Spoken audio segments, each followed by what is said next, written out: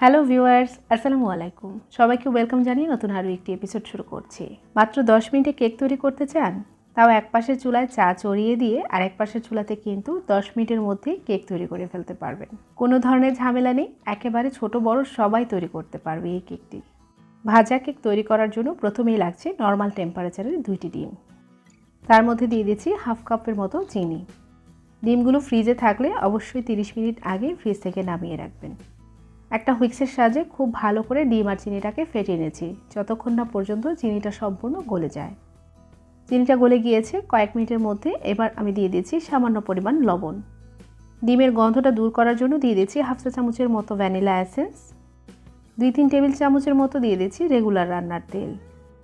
এবার সব কিছু আবারও মিশিয়ে নিচ্ছি কয়েক সেকেন্ডের জন্য। সব কিছু মেশানো হয়ে গেলে এবার একটা স্ট্রেনার দিয়ে দিচ্ছি, আর স্ট্রেনারের মধ্যে 1 কাপ আর হাফ কাপ পরিমাণ আটা দিয়ে দিচ্ছি। ময়দা দিয়েও কেকটা তৈরি করা যাবে, তবে প্যাকেটের আটা হলে ভালো হয়। এবার দিয়ে দিচ্ছি 4 টেবিল চামচের মতো গুঁড়া দুধ আর দিয়ে দিচ্ছি হাফ চা চামচের মতো বেকিং পাউডার। এবার সব কিছুকে একসাথে চেলে নেওয়ার পালা। এবার সমস্ত উপকরণ একসাথে চেলে নিচ্ছি। এবার হুইক্সের সাহায্যে সব কিছুকে একসাথে খুব ভালো করে মিশিয়ে নিচ্ছি। কিছুক্ষণ মিশিয়ে নেওয়ার পর এবার হাত দিয়ে ভালো করে মিশিয়ে নেব। যেহেতু এটা একটা ডোয়ের মতো তৈরি হবে, সেজন্য হাত দিয়ে মাখিয়ে নিতে হবে। সব কিছু মাখানো হয়ে গেছে, এটা এরকম একটা ডোয়ের মতো তৈরি হবে। এবার আমি 2 হাতের তালুতে কিছুটা তেল লাগিয়ে নিয়েছি। এবার আমি সামান্য ডো হাতে নিয়ে 2 হাতের তালু দিয়ে হালকা হাতে একটু ঘষে নেব। যেহেতু ডোটা একটু আঠালো, এটা এত মসৃণ করে গোল করা যাবে না। আপনারা চাইলে মেজারমেন্ট কাপের যে চামচগুলো আছে, একই মাপের ডো হাতে নিয়ে এইভাবে বল তৈরি করে নিতে পারেন।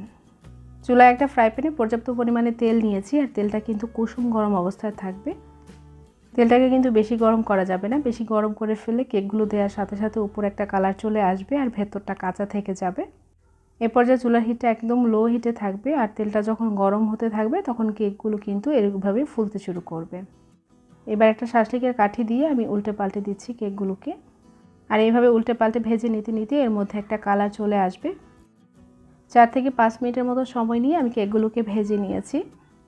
কেকগুলো ভাজা হয়ে গেছে। এবার একটা ছিদ্রযুক্ত চামচ দিয়ে আমি কেকগুলো তুলে নিচ্ছি। আর হাতের কাছে উপকরণগুলো রেডি করে নিয়ে যদি কেকটা তৈরি করেন, ঠিক 10 মিনিটের মধ্যে কেকটা তৈরি হয়ে যাবে।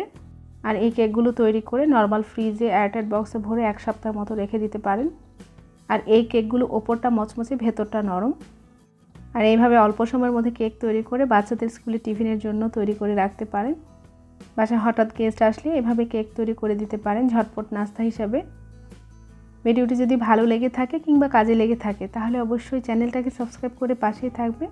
পাশে থাকা বেল আইকনে ক্লিক করে রাখবেন, এতে করে নতুন নতুন নোটিফিকেশন আপনারা সব পেয়ে যাবেন। আবারও দেখা হবে নতুন কোনো রেসিপিতে ইনশাআল্লাহ। আজকের মতো এখানেই বিদায় নিচ্ছি। আল্লাহ হাফেজ।